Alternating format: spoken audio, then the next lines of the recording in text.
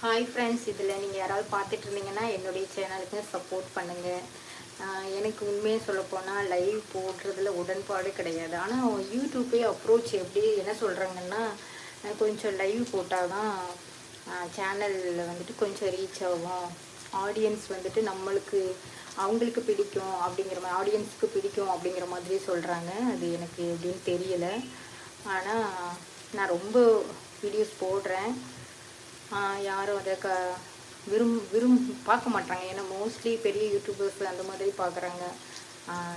நாங்கள் கொஞ்சம் ஆர்டர் போடுறோம், எங்களுக்கும் கொஞ்சம் அப்ரிஷியேட் பண்ணி பாருங்கள்.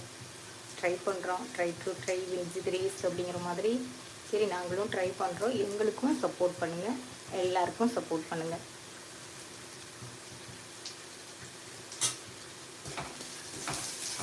ஆக்சுவலி ஃபஸ்ட்டு வந்து டிஎன்பிஎஸ்சி தான் போட்டேன்.